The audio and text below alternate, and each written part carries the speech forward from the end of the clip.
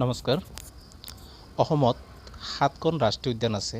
সেইকেইটা হ'ল কাজিৰঙা ৰাষ্ট্ৰীয় উদ্যান, মানাহ ৰাষ্ট্ৰীয় উদ্যান, নামেৰি ৰাষ্ট্ৰীয় উদ্যান, ডিব্ৰু-ছৈখোৱা ৰাষ্ট্ৰীয় উদ্যান, ওৰাং ৰাষ্ট্ৰীয় উদ্যান, ৰায়মনা ৰাষ্ট্ৰীয় উদ্যান আৰু দিহিং পাটকাই ৰাষ্ট্ৰীয় উদ্যান। এতিয়া আমি জানিম কোনটো ৰাষ্ট্ৰীয় উদ্যানত কি পোৱা যায়।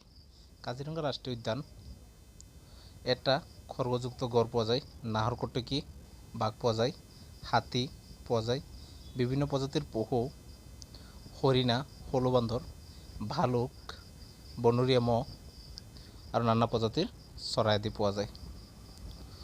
মানাহ ৰাষ্ট্ৰীয় উদ্যানত কি থাকে? মানাহ ৰাষ্ট্ৰীয় উদ্যানত থাকে ঢেঁকীয়াপতীয়া বাঘ, সোণালী বান্দৰ, নলগাহৰি, খাঘৰীকটা পহু, বনৰীয়া কুকুৰা আৰু ময়ূৰ ইত্যাদি। তাৰপিছত আছে নামেৰি ৰাষ্ট্ৰীয় উদ্যান। নামেৰি ৰাষ্ট্ৰীয় উদ্যান আছে শোণিতপুৰত।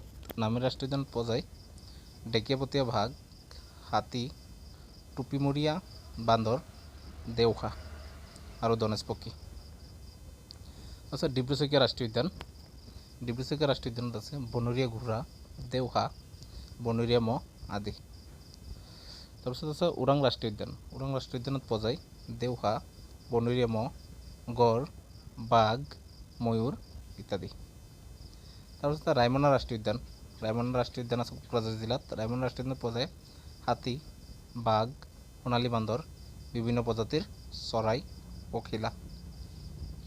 দিহিং পাটকাই ৰাষ্ট্ৰীয় উদ্যান। দিহিং পাটকাই ৰাষ্ট্ৰীয় উদ্যান আছে বিভিন্ন প্ৰজাতিৰ চৰাই, সৰীসৃপ, বনৰৌ, হলৌ বান্দৰ, বাঘ, নাহৰফুটুকী, কলা ভালুক, দেওশা, হাতী ইত্যাদি পোৱা যায়। ধন্যবাদ।